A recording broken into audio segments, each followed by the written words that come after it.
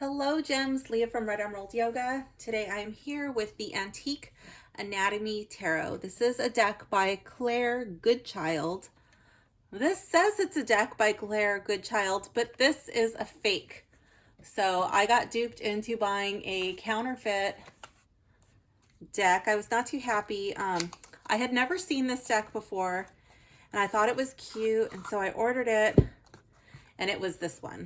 And I was kind of bummed when it came in. I was like, I don't think this is the deck. It was a really cute idea, really cute concept, but the cardstock just felt off and I wasn't too sure about the coloring. It did not look like it did online.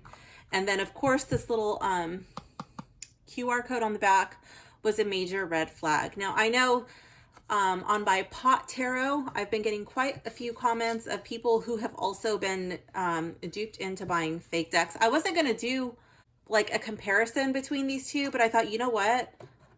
I'm going to show you guys that you guys are not the only ones who get duped into buying knockoff decks. And these are really not cool because they don't go to support the artist. So it is stealing.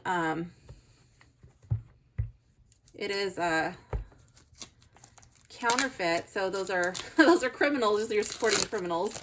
I know not everybody buys from counterfeiters intentionally. Sometimes you get duped in like I did, and then there's others who just advocate for it, which is kind of crazy. Anyway, that's enough of this little deck here. I just wanted to show you that there's a significant size difference in the decks. This is really beautiful. I love the way this opens like a book. Let me show you the inside here. It's all in your hands. And this, I want to say that the color is really bright and it pops right off that background. And then this guidebook is really pretty. I've had this deck sitting on my desk for a while and I just have not felt drawn to open it up for whatever reason. I thought this was going to be a thicker guidebook, but I'm actually kind of relieved that it's smaller because that just means I get to dive into the cards sooner and put this into my working rotation. So this is a really nice cover. I do like it. It's very pretty. It's got like this old-timey feel to it. Let's see. Guidebook for the modern reader. Ooh, these pages are really nice. It's not a very thin page. It feels good. So this is, this one's copyright 2019. Okay, so we go into the contents. They have an introduction, history of tarot, goes into the basics, the majors and the minors, numerology of the tarot. Marley's really excited about that. Astrology and the tarot, the elements, color. Oh, she's excited about the elements and the color. Ways of using tarot, how to care for it, and some spreads. And then it goes into the meetings and then into credits. So that's kind of cool. I like that the pages are in color, and she's over there wooing up a storm. I don't know if you can hear her. She gets really excited sometimes. Okay, let's see. It talks about the correspondences. This is a pip deck, which I do like my pip decks. Those of you who watch my videos will know I intentionally go out of my way to purchase pip decks.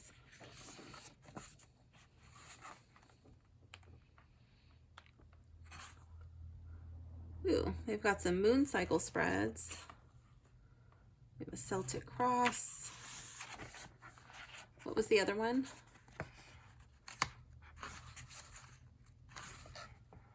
The 3-card. So they give you a few options for the 3-card: past, present, future, mind, body, spirit, question, advice, outcome, me, them, and our relationship. I usually like to put the relationship in the center and then do like me and them over there, but you can do it however you like.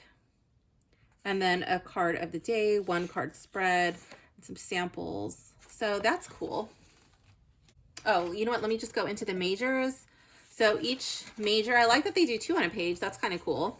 So 2 cards here with a cute little background, and then each of them get a half a page. And then let's see what they do for the minors. Okay, so we don't need the whole page just for the cards, but we still get the half a page. So that's kind of cool.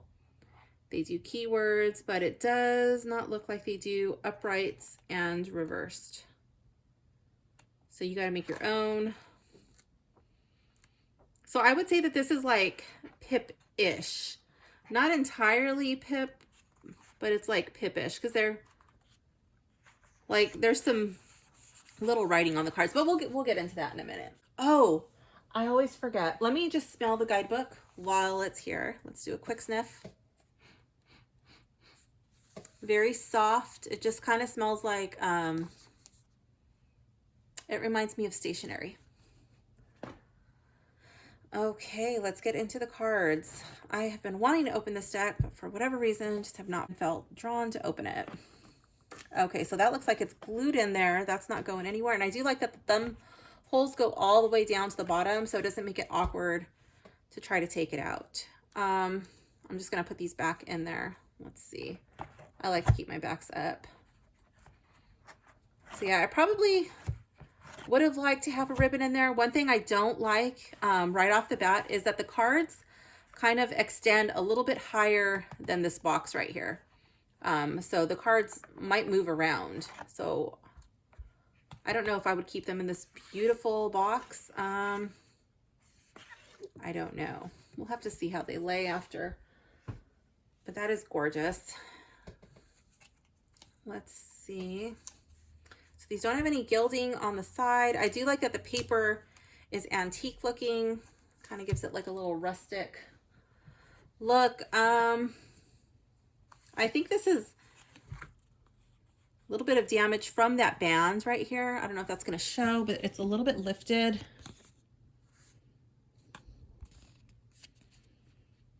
Right there. It's like from there to there.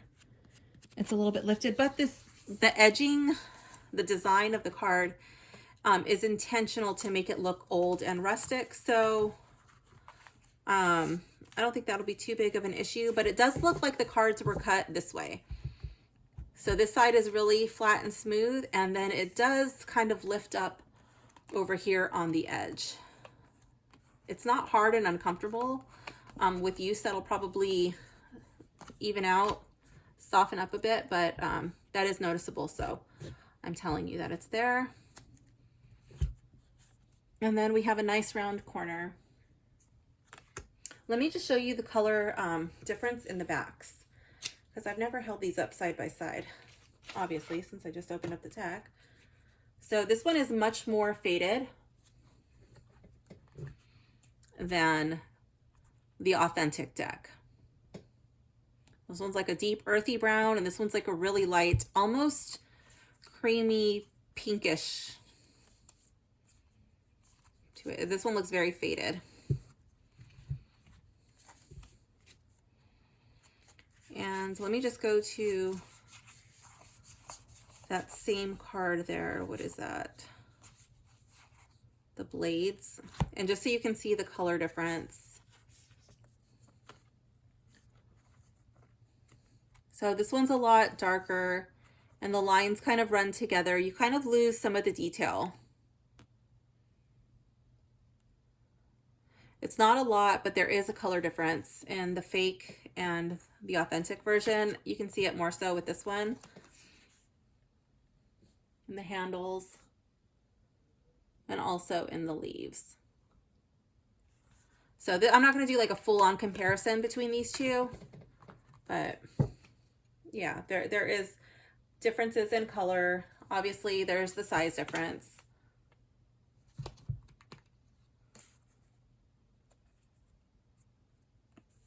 So I will leave a link in the description. So if at the end of the video you decide this is a deck that you like and you'd like to support the artist, you could pick up an authentic copy. Let me give this deck a little sniff test really quick. It's not strong at all. It's barely there. I'm going to lower my camera really quick so we can get a close-up on the cards. Okay, so here we go into the majors.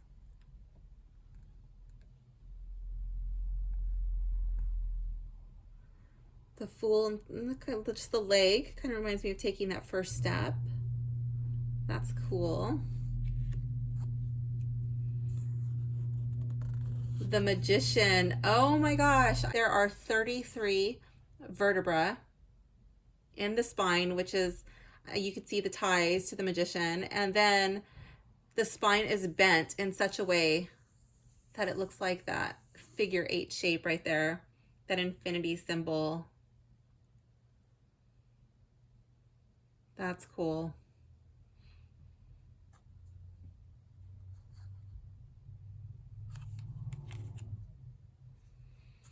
The High Priestess. So I don't know if there's any significance in as far as like the flowers, what botanical aspects were used, or if that's just like artistic. But I do like that. Here we see the wisdom teeth prominently displayed, and they haven't really broken through. So it's like hidden knowledge to me. And then there's just like all of this like flowers up here at the crown. That's cool. And then the Empress and the Emperor.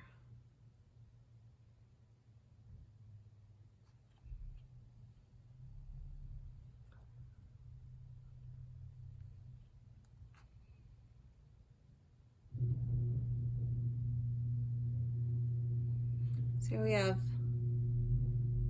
the bone, and then here we have the muscle. So I'm wondering if there's like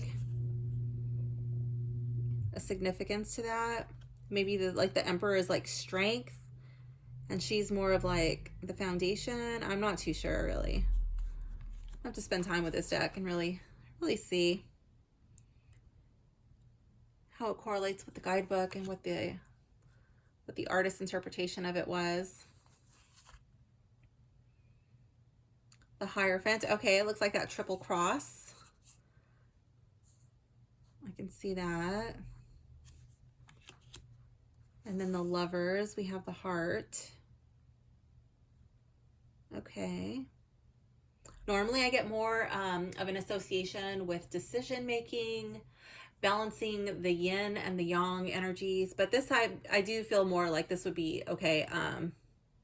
Maybe making good decisions about health, things of that nature, but probably more than likely I would get like romantic vibes from this. The Chariot. What is that, a dog? I don't know. We got 2 heads. Strength. Is that a femur? A thigh bone? Maybe. I don't know. The Hermit. Oh my gosh. And look how big his brain is.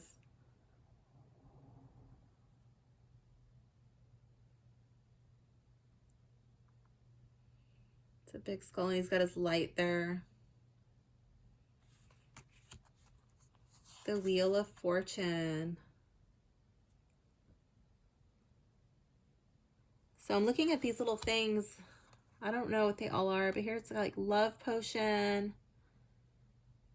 It looks like pentacles. Okay, cups. The blades. I don't know what that thing is. Maybe, I have no idea what that thing is, but I'm guessing that would be like the wands or pins or rods or something. I don't know. Okay, and the hands are reaching out. And then we have the little wheel inside. Okay. Justice. It looks very old-fashioned, the typography, and then here we just have everything is in lowercase.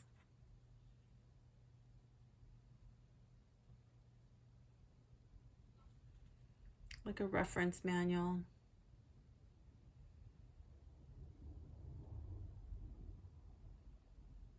Justice. So it's like a balance of the brain and the heart, it looks like. That's neat. And then the Hanged Man. Only this one, the rope looks like it's actually around his neck, but he's not suspended by it. Interesting. Death. And all the skulls are impaled. Temperance.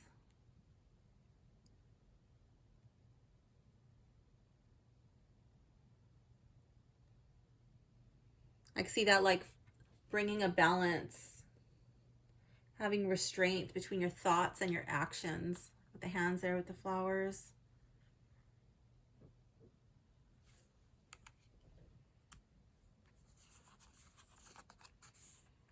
The Devil. He's got some horns. He appears to be smiling.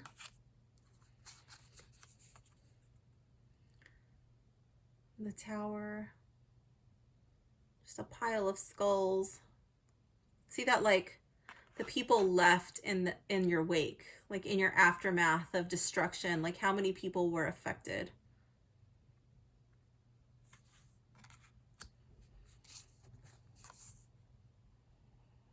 The Star.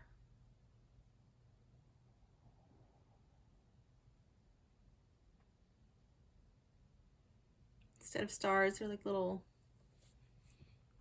vertebrae.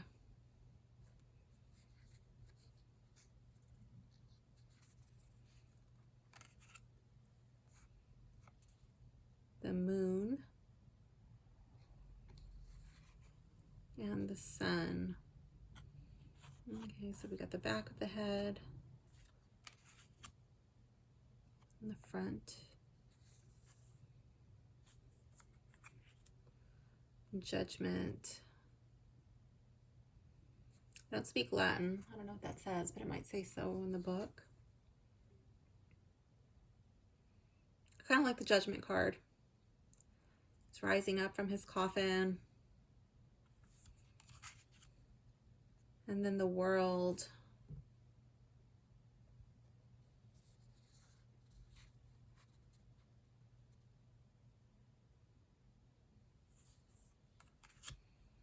Okay, so instead of cups, we have the suit of elixirs.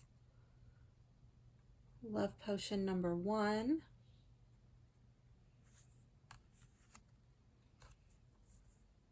And for the 2, we have passion and a love tonic.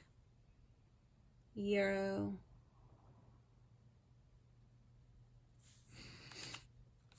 For the 3, we have joy, bliss, and love.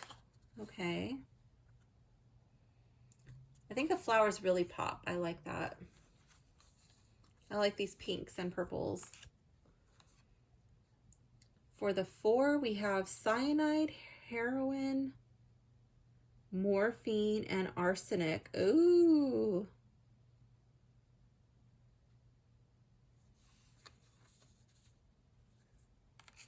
Might be a little hesitant to reach out and grab those. And then 5, you can't really see what they all are. That one looks like the passion. Then here we have the cyanide and the morphine, but we don't know what these are. It's like all he's focused on are these. Failing to see that we still have 3 other, more than likely 3 other good options available. Well, I'm saying he, but normally there's a he in the card. In this one, there's no person.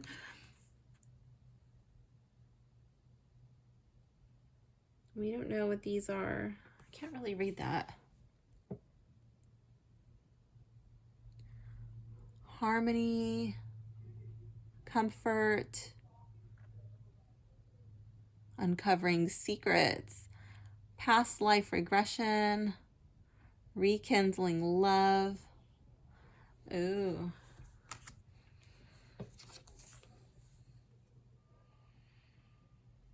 And then the 7, again, we can't see what everything is.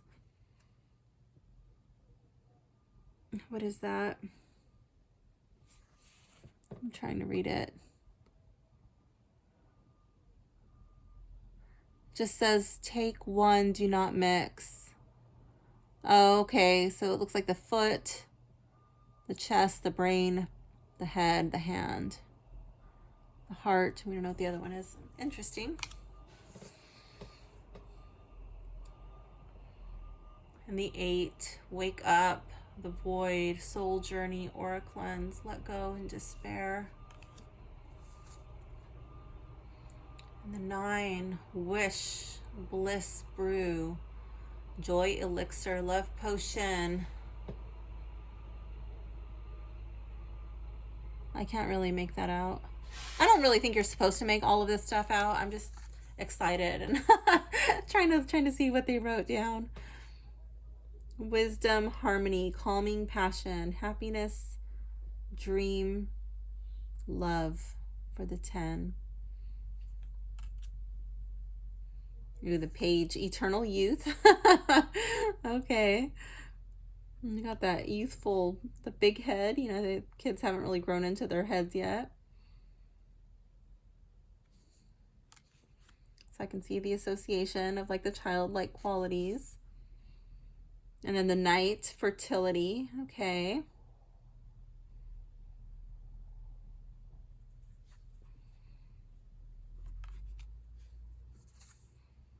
The Queen, we have beauty. And for the King, we have calming. Okay, so these things are rods. The flowers are really pretty.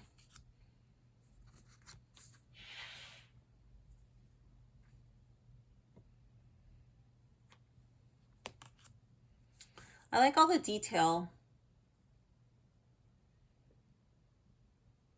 It kind of makes it look like, what is that called? Wood block cut, I think. Wood block prints. All the little etching and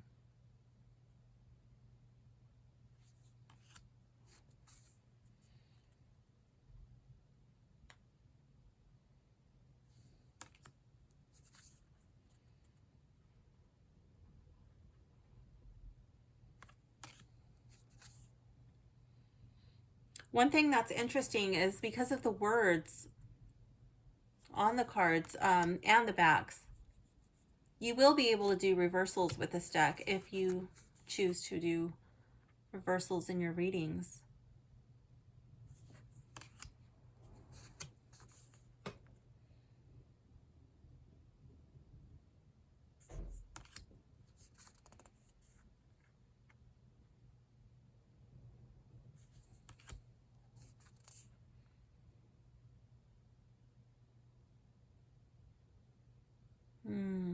Again, we have that childlike skull, the child skull for the pages.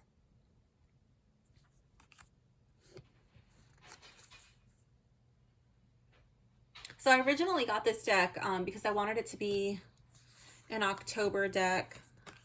I liked the skulls and the flowers, and I thought, oh, you know, like that antique vibe. It'll be a really cool October deck, but I think I would be able to use this deck year round. Well, I know I would be. I think it's really cute. Especially if you're doing a reading for somebody who's in the medical community already.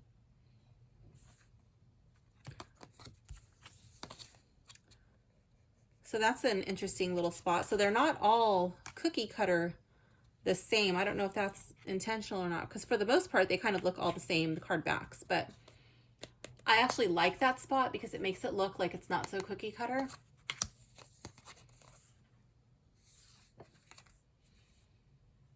So I don't know if that was on accident or not, but I do like that.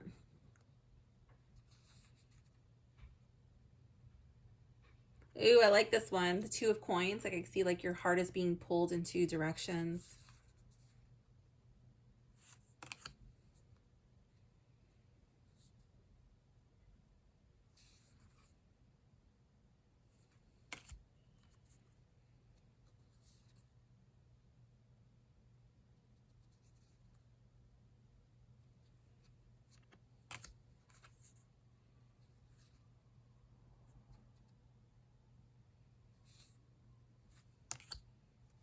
Some of these are just weird. Okay, the 6.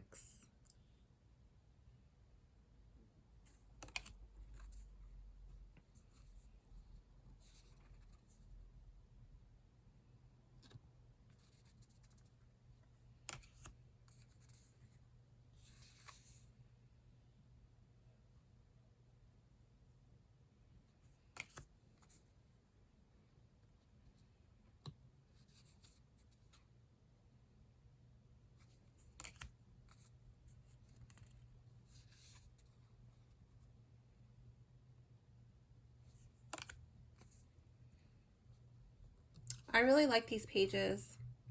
I think they're cute.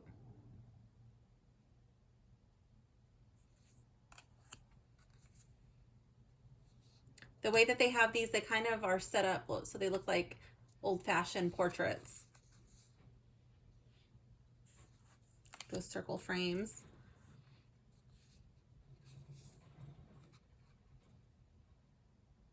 I don't know if you can hear that or not, but I think my neighbor's cleaning out his garage.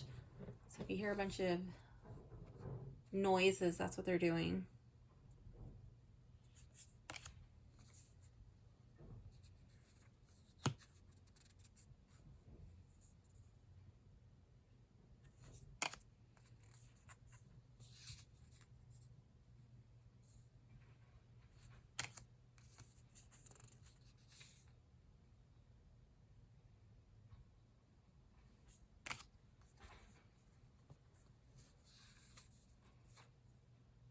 I can honestly say that the suit of blades is not my favorite suit, but I don't dislike it.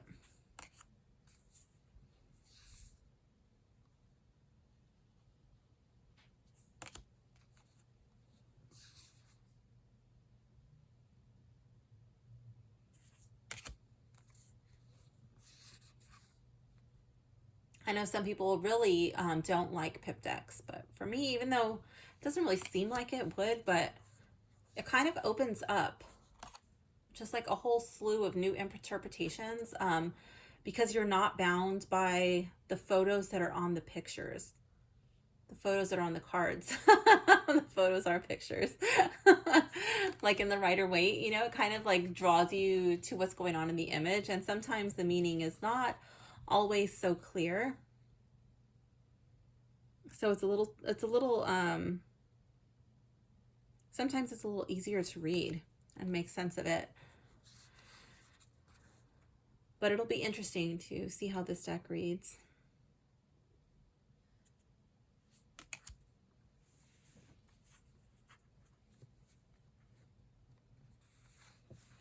I do like the court cards in the suit of blades.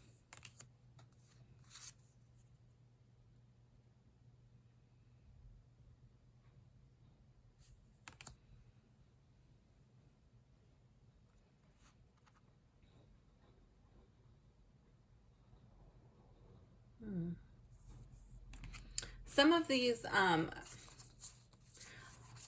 guess it's kind of, not really, but kind of. As the closest deck that I would say that I have to this would be the Marigold Tarot, but it's very different. It's not close enough for me to say like, oh yeah, I wouldn't want this one because I have this one. Okay, let's see how the cutting is on this deck. The cutting is pretty good. It's got a little bit of fuzzies, but that will definitely smooth out with use. Let's see how this shuffles. Did I smell the cards already? I don't recall. Let me see. Very soft and subtle, almost like it's not there. So for our first shuffle, pretty good right out of the box. These are like a lot stiffer of a cardstock. I wouldn't say it's a bad cardstock, but it's not a good cardstock. My Rider-Waite definitely feels better. I would say this is on the cheaper side for cardstock. I think a lot of the money probably went into the guidebook and the really beautiful box. I would have liked a little bit nicer cardstock, something that feels a little bit better in the hands, but it's not bad. I think that this deck will break in with use, and the more you use it, you know, the better it's going to feel. It's not difficult to shuffle, but it doesn't really want to bridge right away. I wouldn't want to bend the card, forcing it.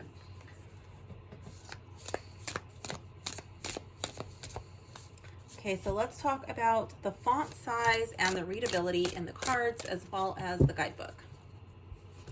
Oops, upside down. Okay, so the font is a little on the small side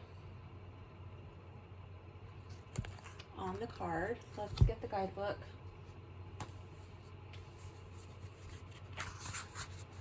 The guidebook is about the same size as the card. It's a little on the small side for like the main text. These parts here, you could, in the heading, you know, in the subheading, you can see those pretty good. I do like the pictures. I think those are really nice. Let's just pick a random one and see how it reads. So here we have the suit of elixirs, and this will be the knight. So the Knight of Elixirs. As a person, the Knight of Elixirs is romantic and loving and embodies chivalry. He appreciates beautiful things and approaches everything in his life delicately. The sky is so dreamy that occasionally he gets lost in the clouds and doesn't follow through on his promises. As a situation, the King of Elixirs appears in a reading when a caring and affectionate disposition is needed. Relationships are on your mind, and this card is a good omen for moving to the next level if you are committed, or finding an ideal partner if you are looking.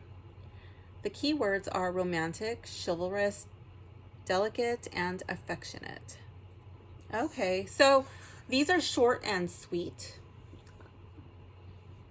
It's not going to be like a very in-depth interpretation of the card, but you can always bring in your Rider-Waite meanings with you and see how that carries over. Let's see how these cards feel. Are they grippy? Yeah, like this, they are pretty grippy and chunky. You can see that they're not really gliding. They do not get any fingerprints.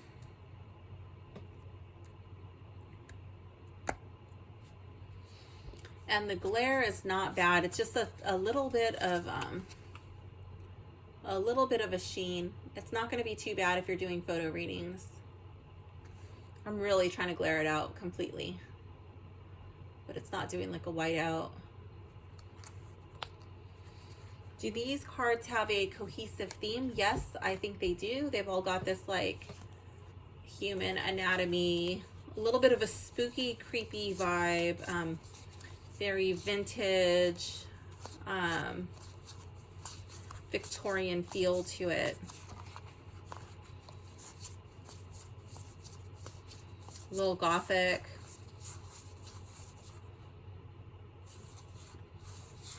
Definitely a good deck, I think, around Halloween time, or if you're into this kind of look. Again, I wish the cardstock was a little bit better, but it's not unusable. It's not the worst cardstock that I have.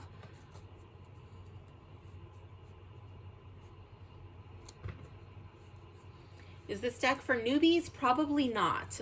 For one, the card meanings are not that in-depth in the guidebook, and for two, you'd have to familiarize yourself with reading pip style decks, so that could be a little bit challenging for a beginner. You already like have a good solid system either for reading Marseille or your Rider-Waite, then I think this would be a good deck to branch it out into. I'll keep it in my tarot shelf with my tarot decks, probably keep it with my creepy decks, but I haven't really decided whether I want to keep it in the actual box it came in, or if I'm going to just do it like, oops, let me scoot this out, or if I'll do like a little pouch or something. Wait, how does this open again? Oh, okay, come on. I think it just like pops open. Oh, it doesn't want to open because the cards are not in there. Normally when the cards are there, it's a little heavier and it just pops open. Okay, so now that we've shuffled it a little bit, handled it, let's see if the cards still stick out further than, yeah, see, that's what I was talking about. Like, this is how many cards just want to roll right off the top. But I guess if you have your guidebook in there, that might want to keep them still, but let's give it a little shake test and see what happens. So like Let's see. And they stay put. So as long as you keep your guidebook in there, they'll be fine. So I will keep mine in the box. The box is absolutely beautiful. All of this is foiled. This little embellishment here, and then we've got this trim and the little diamonds around. That's all gold foil. And so is the Antique Anatomy Tarot. So we've got some bling bling gold foil there. And then on the side, we just have this beautiful little print around the side. So it's really gorgeous. Oops. One thing I do want to point out is my box did come dented. So that's a little bit of a bummer. Okay, so let's look for the renamed stuff. As for the majors,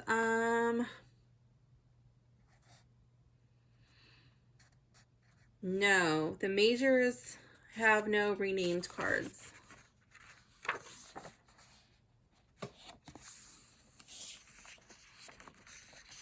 But the suits are renamed. So we have coins, which is pretty standard in pip decks. A lot of times you get coins, that's fine.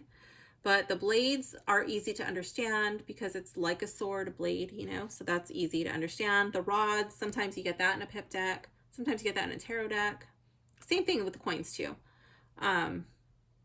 Also the blades, I've had blades in tarot also. And then another one that is not so common is elixirs. I think I have a couple of decks where cups are elixirs. So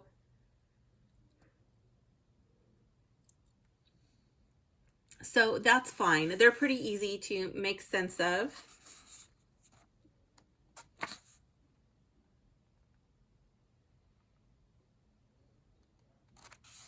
Oh, it does talk about the color associations. So like with the flowers, red is anger, passion, love, sex, danger. Orange, creativity, expression, fun, success. Yellow, positivity, optimism, warmth, growth. Green, life, nature, fertility, health, envy. Blue is calm, sadness, grief, boredom, and peace. Purple is prophecy, dreams, high power, royalty, and luxury. Pink is compassion, caring, playfulness, sweetness, and romance. White is purity, innocence, simplicity, clarity. And black is fear, mystery, power, and pain. Okay, so I do like that the flowers have a meaning, like as far as something, you know, so it looks like it's the colors. So that is cool. And then here in the book, it talks about different ways to use the tarot. So you can do tarot spreads, meditation, dream interpretation, spell work, journaling, and does it say anything else? No. Then it goes into caring for your deck. Okay, so now we are going to find my favorite card from this deck. Let's see. I really like the court cards. I'm not sure. Yeah, I don't think the lovers will beat out these little skeleton portraits. So this is going to be my pile of not favorites over here.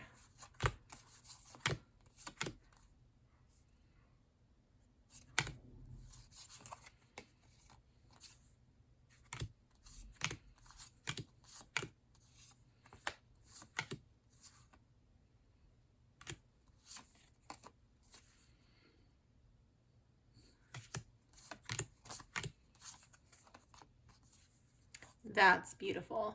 I love that strength card. Oh, I'm a little bit off camera with this. Let me just scoot this over a little bit. Okay, my messy pile's kind of spreading. Yeah.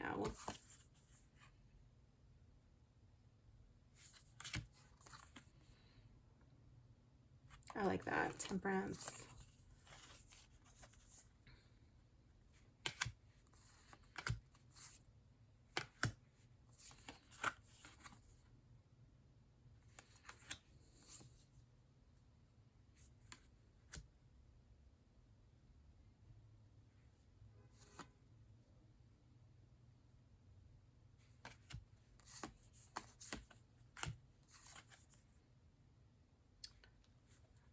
do like that, but I don't think that's going to be my favorite.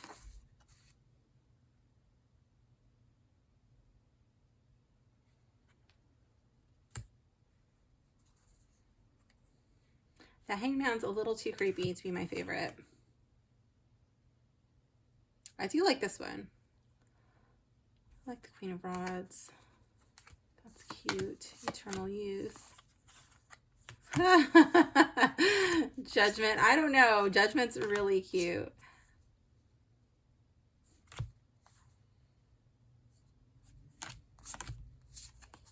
Ooh, I love the Magician. The World. I don't really like this World card. At least not yet. Might change in the future, but for now, that's not my favorite.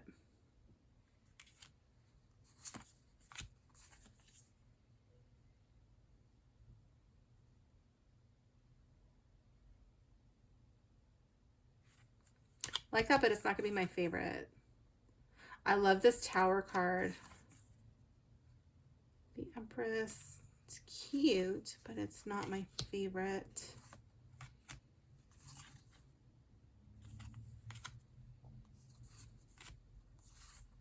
Again, cute, but I don't like it more than the Tower.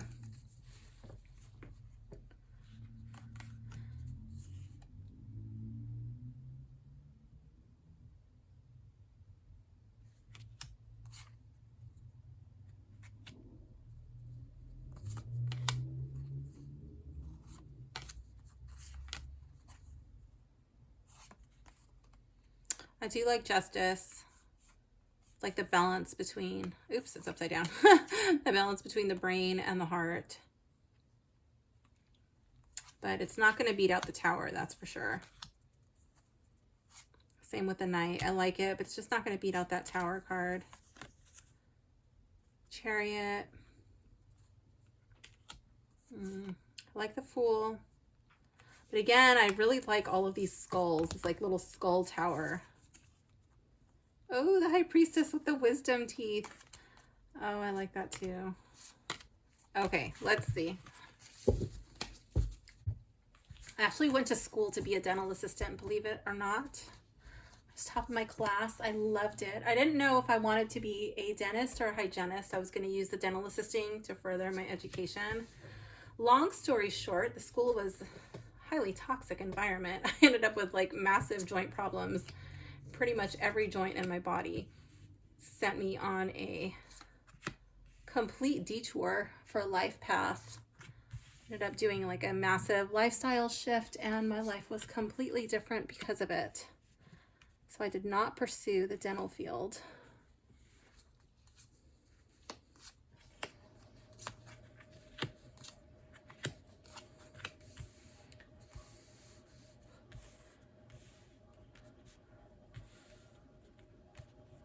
Let's see.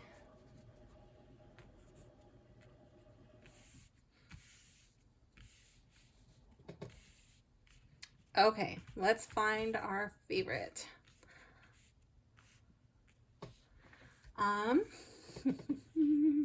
Okay, who's gonna get eliminated first? I think I'm gonna have to take out, even though this little page is so cute, the Page of Coins.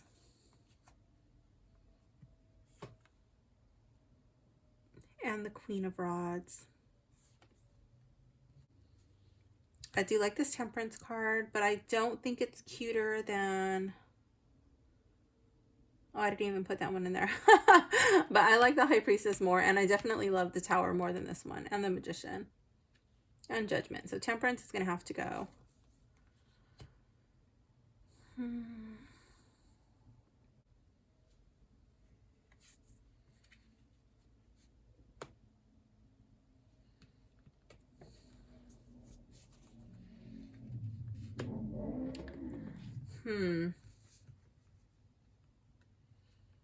Okay, let's see.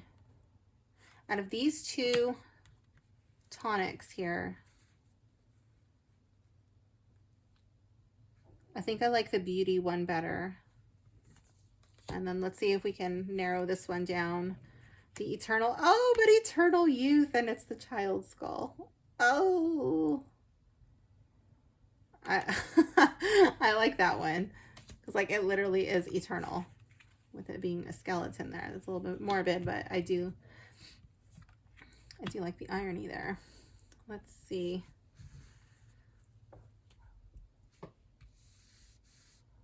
Okay.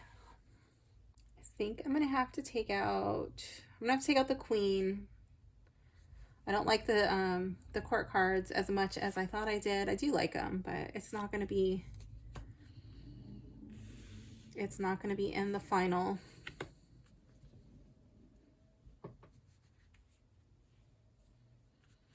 Okay, so I think I'm gonna try to eliminate, let's see, one of these, the Eternal Youth or the Strength card.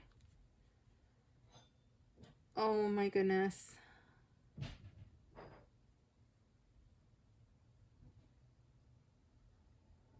That's just like so ironic. And then this one is adorable. It's just so beautiful.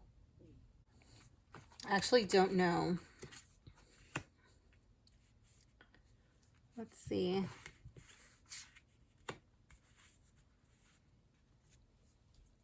Got some table fuzzies on the cards. Let's see. These are really hard, these last six. I think I'm going to take out Judgment, even though he just looks so joyous, coming up and rising to the occasion, answering the call, but I think he's going to have to go.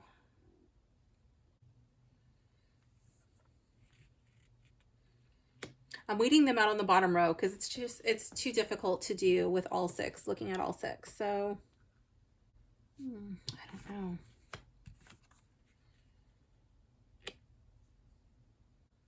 Let's take out Strength, even though I really want to keep it. I'm going to take out Strength.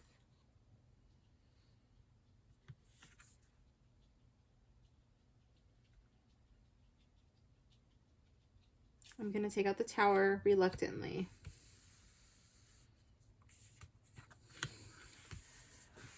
And for our final three,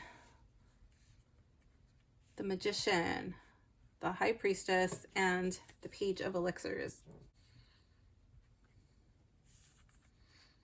The thing that gets me with this one are those darn wisdom teeth. How they haven't come through. It's just like hidden wisdom.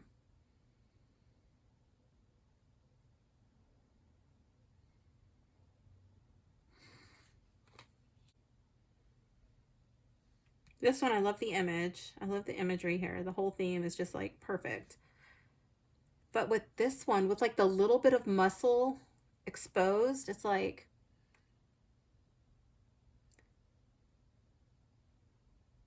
he's controlling the situation with his will. I see purity. I see passion and desire, and he's able to counter anything that's thrown against him. I'm gonna have to go with the Magician. I love it. So let's see what the book has to say for the Magician, our favorite card.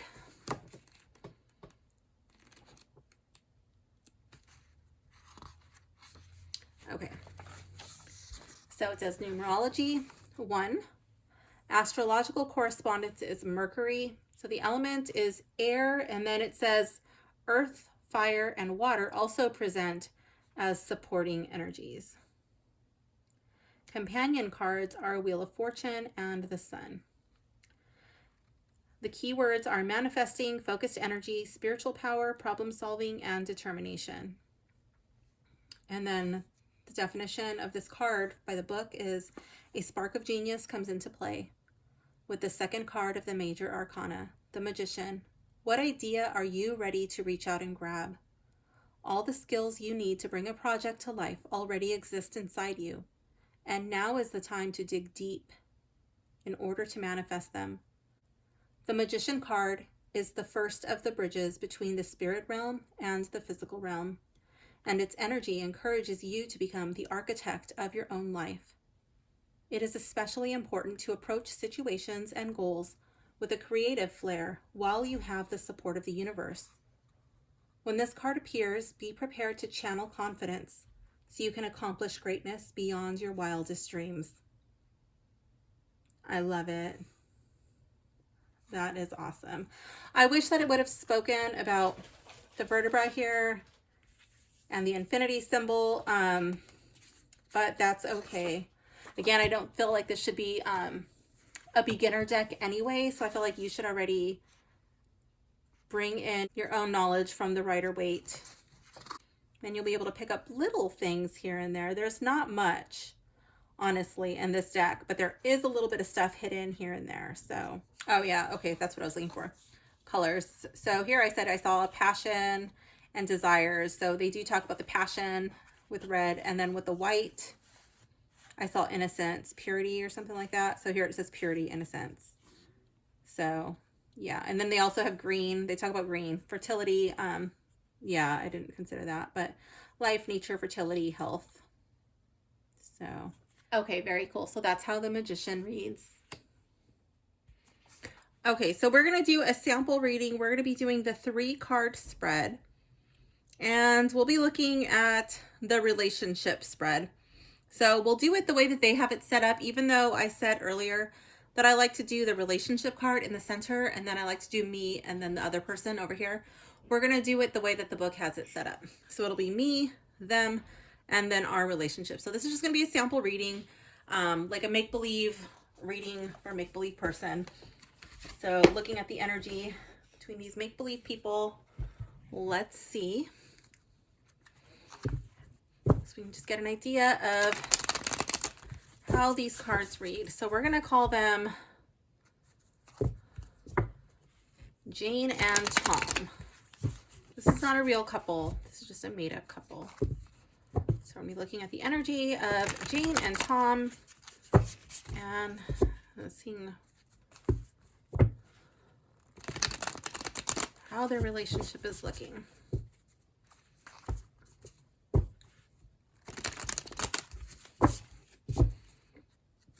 So as I was shuffling these off camera for a little bit, they have softened up a little bit, the cards, but not too much. So I can say with confidence that I do believe that the more these are shuffled, the better that they will fill in the hands. Okay,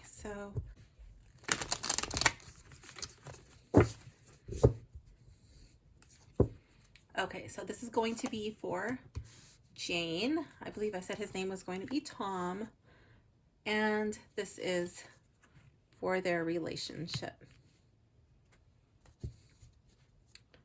So as you can see, this is a deck where you will be able to tell if there are any uprights or reversals. Like you can just see, these cards are going to be in the reverse. And then this one's going to be in the upright. You can already see that just from looking at it.